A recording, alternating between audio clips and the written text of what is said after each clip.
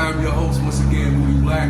We're here in my city, Greenville, South Carolina. I'm sitting here with none other than my brother, Black Noise. So make sure y'all, at the end of this video, I'm gonna put all the information. You can find them on social media, on the description, so make sure y'all do that. Bro, welcome, man. Yo, so you end up the last leg of your tour. My brother been all over the place promoting his book, I Cry Over Spilled Ink. Gotta show the product. I always gotta show the product. Boom, boom, boom, boom. But let's talk about the humble beginnings, bro. What got you into writing? Anger. Hey, okay. Tell him why you mad, son. Tell him why you mad. Man, you know, I was real close to my dad. My mom and dad split. He split. You know, so at the end of the day, I ended up starting writing. I was real into protecting my work. I didn't even want nobody to read it. I'd write something, tuck it, put it up on my bed. You know what I mean? Didn't necessarily know if it was cool or not. You know what I'm saying? When you grow up in certain communities or whatever, yeah, I know. like, oh, you doing that old love, pulling violets are blue and roses are red, and all that. You know, you soft. Yeah. This is that and the third. So I was trying to really avoid that. You know, so I was kind of embarrassed about it. So I started writing when I was young, and it wasn't until this lady named Sarah Noble. Okay. It was with the youth initiative where I joined, and they used to give us stipends every week to come in and learn how to write up proposals and talk to different government officials and things of that nature. We worked on things like stop using powdered soap in the school bathrooms. You remember the towels that used to pull down? Yeah. We worked on stuff like that. And, she ended up finding I left my book at work. She ended up reading it. And, you know, she made me get on stage, so I always appreciate her for that. Oh, man. And she made me feel like it was worth something, you know. Well, you touched on something, man, and I do a lot of stuff in school, especially trying to go towards our young men. That same thing with me, you know, when I discovered poetry, you kind of like, okay, do I put this out? My thing was I ended up just having to read an excerpt of a poem in class. Of course, everybody stopped going in. Yeah. And I wonder why that is. Why we're taught, especially as men, not to show that side that we have these emotions.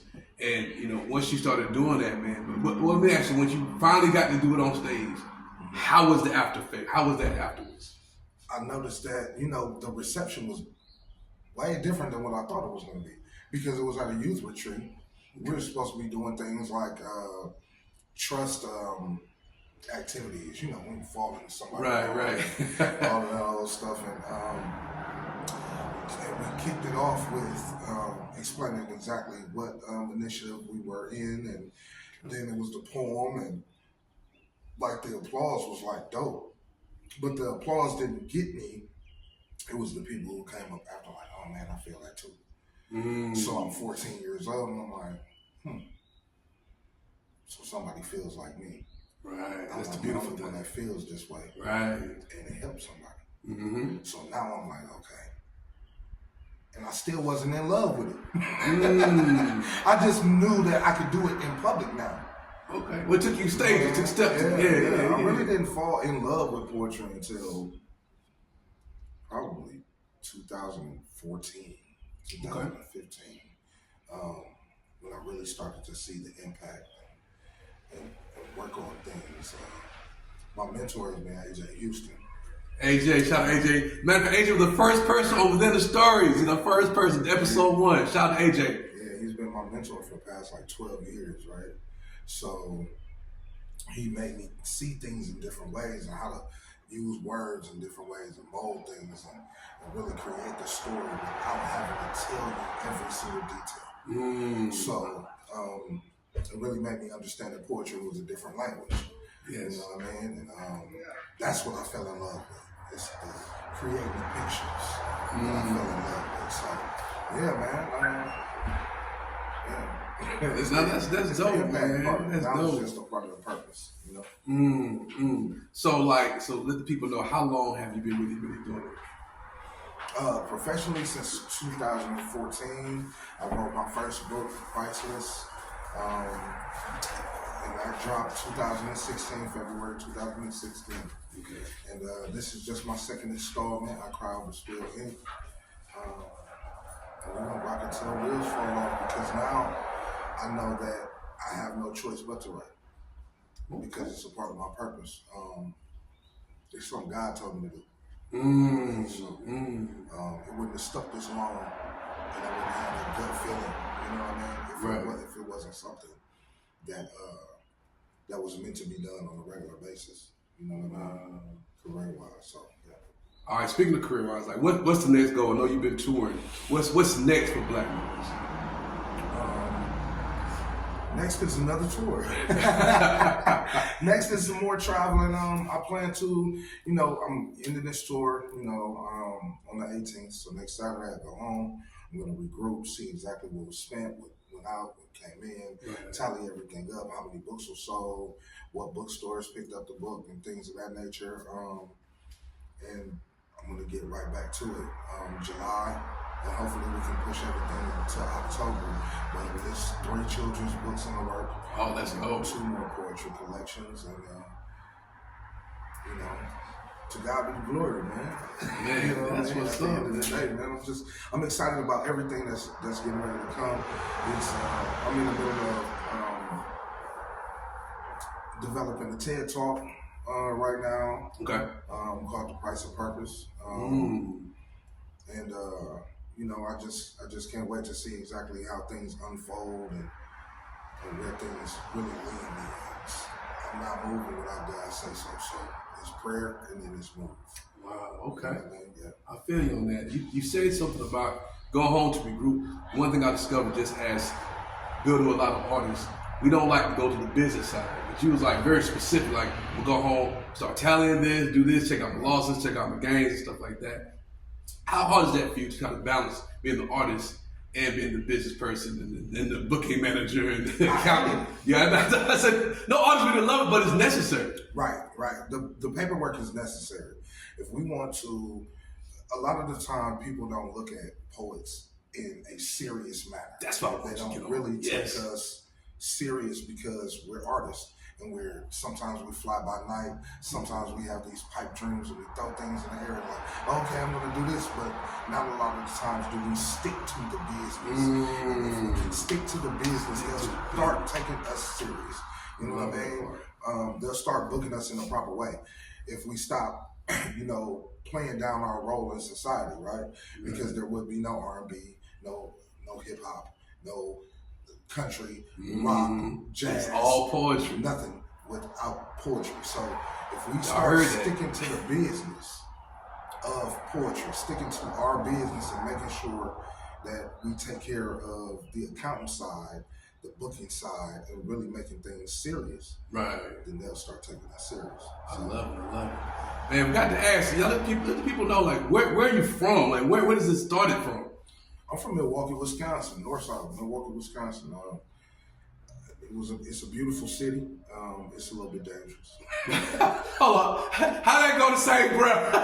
It's a beautiful city, but it's dangerous. It's like love, right? You know what I mean? She's the most, she's the ugliest, most gorgeous person on the planet. You know what I mean? Yeah. I got snap for that right now.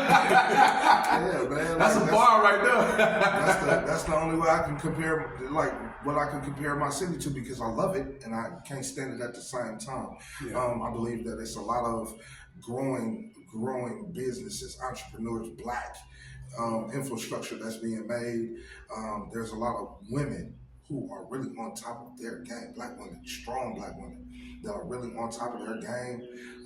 There's a lot of people, black men who are in the community, helping the kids, doing things of that nature, but it's dangerous. The city of the Kia boys, and, you know what I mean? And that side, and all of those things, in which I don't glorify, not even a little bit, but that's just what it is. You know what I mean? So it's ugly and gorgeous all at the same time.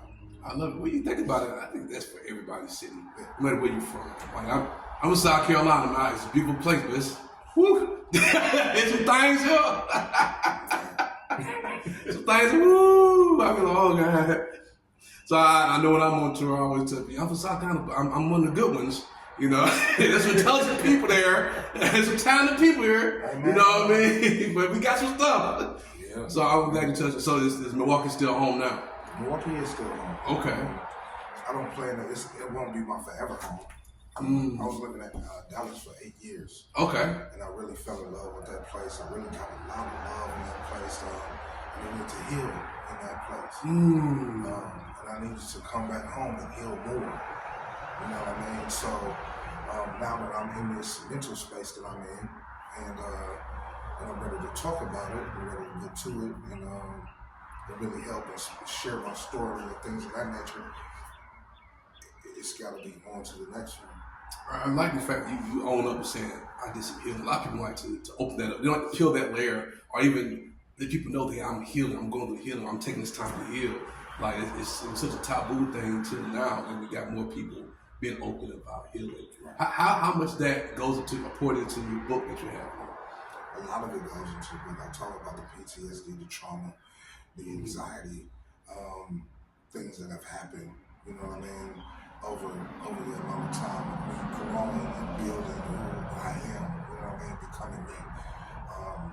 And I think that's important especially for Black men to start talking about, because we deal with a lot of those things behind closed doors, secretly, tucked under, swept under. And, it's some things that we need to work with and deal with and really start fleshing out, so we can start being better for our families, though. Because if we don't, we just create another boy, angry Black man. This. He doesn't understand how to communicate correctly, so it turns into alcoholism or drug abuse or things of that nature. And those things need to be rectified within our community, so we can go ahead and be on top like we're supposed to be. Like we're supposed to. I like that. I like that. Man, so like, I know you mentioned AJ and other lady, her name is Sarah, you say that? Sarah Noble. Sarah Noble. Yes. Are there any other influences that you have during this journey when you're doing your poetry? I know we all run into people like, that made me want to be better, or that person really inspired me to be this way. Do you have any other people that really inspired you along the way? Well, I take everybody that I've run into, whether it was a negative experience or a positive experience, into consideration, because it made me look at life a little bit different. You know what I mean? Not everybody is meant to be here forever. Some people are just here for seasons. You know what I mean? It might just be situational. But when you sit back and you look at those situations, it's like, okay, it might have gone this way, but he said this. I love haters. Right? I love haters. And the reason why I love haters. and the reason why I love them so much is because they're the only ones that will tell you the truth about you. They might see something about you that you need to work on, so they'll attack that. But in them attacking that, they're really pulling things out that you can work on and you can grow from. You know what I mean? So it's like they really love you, though. You know what I'm saying? Because this is how you want your friends to be. You want your friends to be in your corner, tell you where you're wrong at. If you can't check me as my friend, then we not friends. Exactly. You know what I'm saying? So the haters really pick up that slack, because a lot of the time your sister or your brother don't really want to hurt your feelings. A hater don't give a damn about your feelings. They gonna tell it to you all the way straight. They gonna give it to you raw. And then when you sit back and you think about it, instead of being angry or saying, oh, well, they just haters and brushing it off, like, man, maybe I do need to work on that. Maybe that could be better. Maybe that t-shirt design could be a little bit more tighter. Maybe this line could have been better. Okay, let me get back to the drawing board. Because I love criticism. I love putting my work on the chopping block. If you're not willing to put your work on the chopping block, jump in the slam, put it into a contest, let somebody who don't know you, ain't never heard you, read it, you know what I mean, for themselves, ask, hey, could you do a review for my book? You don't know what that person is saying. If you can't put it on the chopping block, you don't love it. I'm glad you said that, man. And just to be open-minded to receive that and not to feel attacked. And some people may be trying to attack you, but you still is open-minded enough to find something from it. Let me find the truth in that. Yeah. You know, instead of just saying, "Oh, you're just a hater." Like, okay, you hating, but let me see what you're saying. Let me see some validity in what you're saying. I like that because I know I hear this a lot, especially with artists. We quote the Erykah Badu line. You know, I'm an artist. I'm sensitive about my stuff and all we that. are. Yeah, but within that sensitivity, I'm loving. This is capitalizing what you're saying, Yeah. but we have to take it Right. and build on that, grow from that, and I like that perspective better. Absolutely. It's cool to be sensitive about. I mean, human beings we're gonna be sensitive about something, but to take that and grow from it, and I love that. I love that you said it, and I hope y'all listening. Take note, because that's the only way we're gonna grow, man. I love that part. So like. This is. I want to make sure we end with something that's really, really fun. Tell us a story, I hope that it's funny. I'm not that funny, huh? Nah, because I know sometimes I talk to people. A funny story may end up being tragic, you know. But Right. like, just what story like from Poetry on your tour? Because I have a bunch of funny stories, but something that unexpectedly happened on your tour, and you had to sit back and laugh about it. All right, so some of y'all might not think this is funny, but I think this is funny. So, I actually got the chance to go to Mount Airy, What is that? North Carolina. Oh, okay. Mount Airy, North Carolina. It is literally based off of the TV show Andy Griffith. That's right. And I went to the Andy Griffith Museum, and I was walking around the place. I'm like, dang, it's like going back in time, right? They still got the swinging signs from back in the day hanging over the sidewalk and for the stores, and they got all this memorabilia, and the cop car is sitting over here. Floyd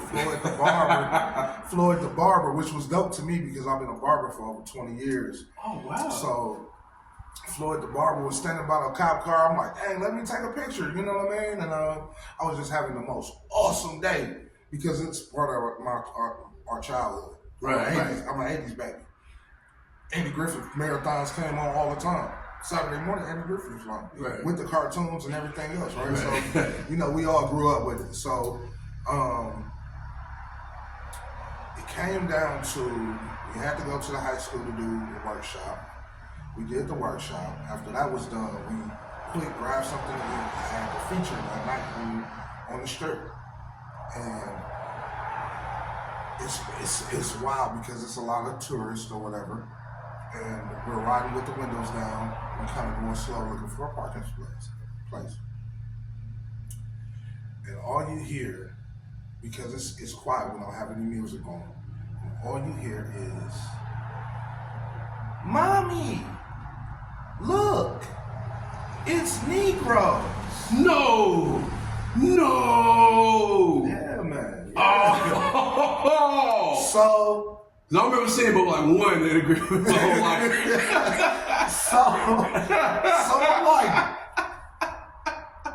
So Queen Shay, me and Queen Shay, we ride together, and she like, "Did you hear that?" I'm like, "Yeah, I heard that." Like, what?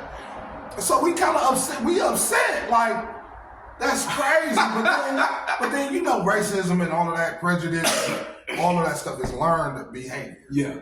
So she's talking to her mother, which talks like that at home, and her mother is standing next to her husband, who talks like that at home. Yeah. And she's a baby.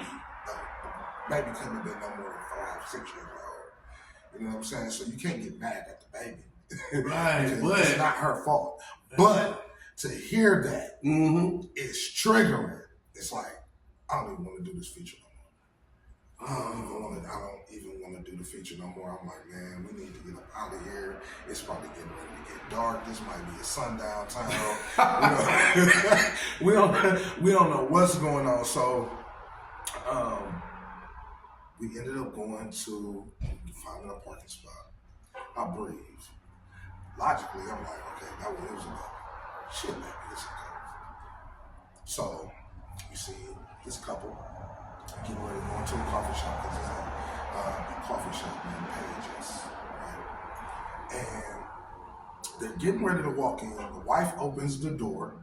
The man steps back. Now, my flyer is on the front of the window. The man steps back. He kind of looks at the flyer, and he stands straight back up, and he said, no, baby. No, honey. We're not going in there. they're having spook poetry tonight. What? So now I'm pissed. I'm livid. like, what's going on here? Like, do I say something to him and cause a scene, or do I shut up right quick, assess the situation, see that it's only me and 2 black women in this whole area, in this whole town. So I'm like, I really don't want to do this feature. It's like bad juju all over it now. And I'm like, man, and I'm sitting there and I'm fuming. I get myself together because I had to remember, even though they were ignorant, the people who brought me out here were not. Right.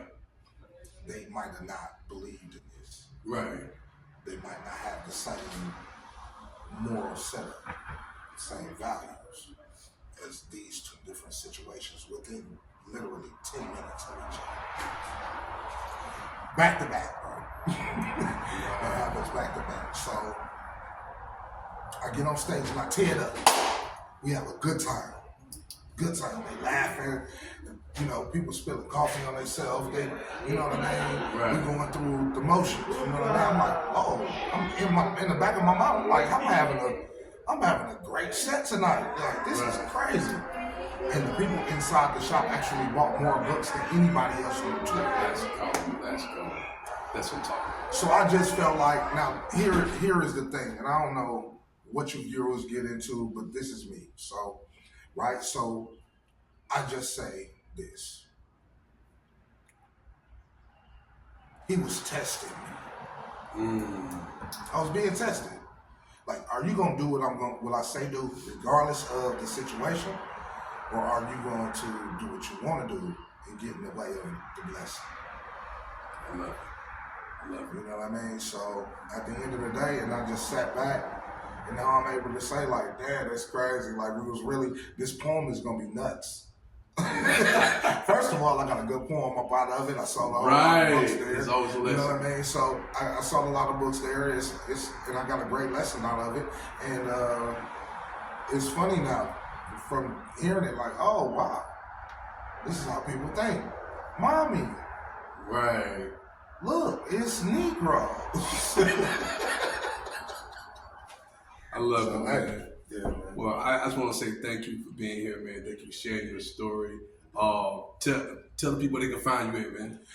Man, you can find me at www.blacknoisepoetry.com. Everything from the tour to videos to my bio, booking information is on there.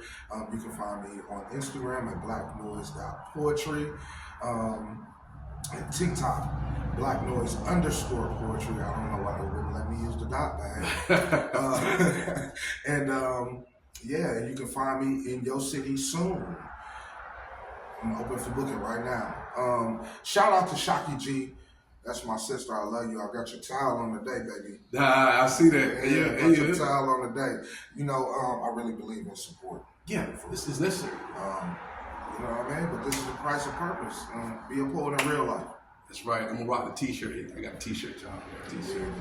Well, thank y'all for tuning in to the episode of Within the Story. Y'all know what it is. Be good, be great, be kind. See you next time. Peace. Yeah, that's that feel good.